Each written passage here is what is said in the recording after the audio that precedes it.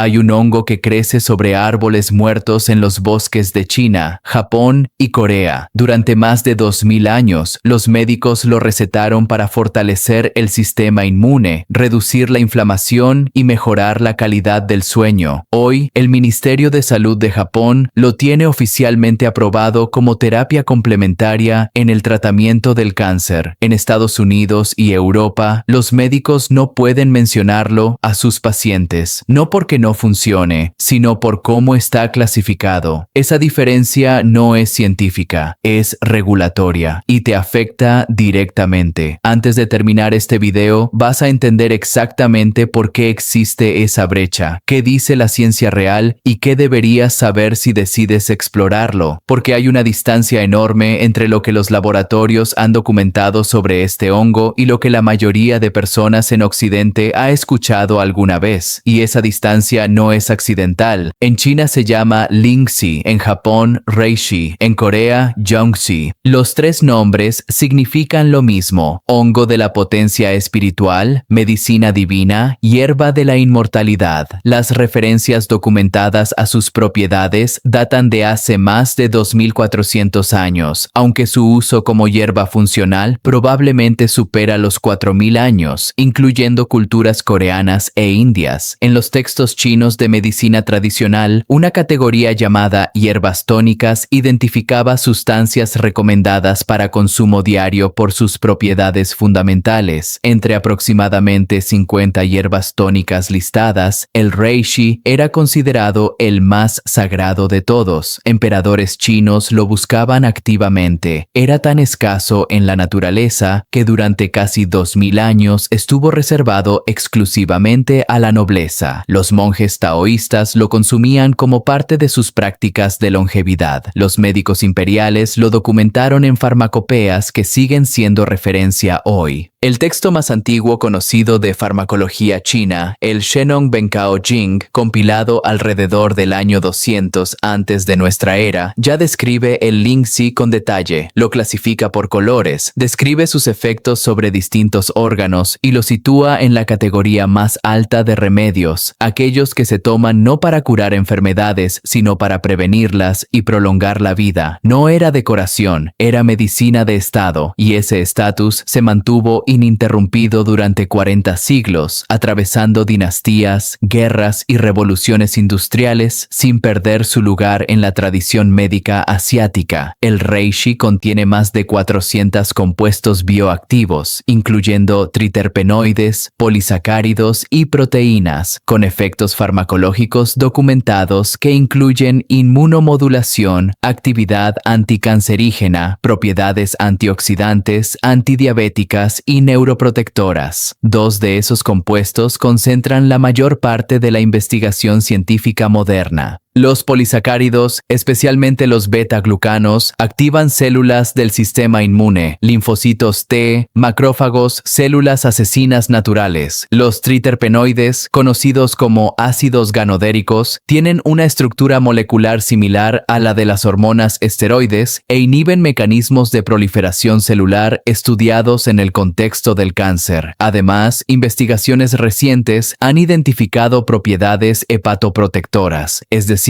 compuestos que ayudan a proteger el hígado frente al daño oxidativo. Hay también evidencia preliminar sobre su efecto en la regulación del azúcar en sangre. Estudios en modelos animales han mostrado que extractos de reishi reducen los niveles de glucosa en plasma, lo que abre líneas de investigación en el contexto de la diabetes tipo 2. Esto no es medicina alternativa sin respaldo. Son compuestos con mecanismos identificados, publicados en revistas de revisión por pares, estudiados en laboratorios de universidades reconocidas en 3 continentes. La diferencia con muchos otros suplementos del mercado es que aquí existe un mecanismo biológico explicado, no solo una anécdota repetida. Aquí es donde hay que ser preciso, porque la ciencia real es más interesante que cualquier exageración. Los hongos medicinales llevan más de 30 años años aprobados como terapias complementarias en Japón y China, con un historial clínico extenso de uso seguro como agentes únicos o combinados con radioterapia y quimioterapia. En 2016, la Cochrane Library, uno de los repositorios de evidencia médica más rigurosos del mundo, publicó una revisión de ensayos clínicos sobre reishi en pacientes con cáncer. La conclusión fue cautelosa y honesta. Los pacientes que recibieron reishi junto con su tratamiento convencional mostraron 1,27 veces más probabilidad de responder positivamente a la quimioterapia o radioterapia que quienes no lo recibieron. Los investigadores señalaron que podría administrarse como terapia adjunta complementaria, considerando su potencial de mejorar la respuesta tumoral y estimular la inmunidad del paciente. No es una cura, nadie lo afirma. Es un compuesto que, combinado con tratamientos convencionales, muestra resultados medibles en estudios controlados. Un ensayo clínico aleatorizado publicado en 2024 en el International Journal of Medicinal Mushrooms demostró que la suplementación con polisacáridos de reishi aumentó la actividad de las células asesinas naturales en un 34% en un periodo de 8 semanas en adultos sanos. Las células asesinas naturales son la primera línea de defensa del sistema inmune frente a infecciones y células anómalas. Un 34% de aumento en 8 semanas, sin efectos adversos graves documentados. En Japón, ese dato ya está en los protocolos clínicos. En Occidente, sigue esperando en una base de datos que pocos médicos consultan. En China, el reishi se usa actualmente en pacientes de quimioterapia para reducir la fatiga y mejorar la calidad de vida durante el tratamiento, no como sustituto, como apoyo documentado. Esa distinción importa, y es la misma distinción que la regulación occidental no ha sabido todavía articular. El mercado global del reishi alcanzó $4.200 millones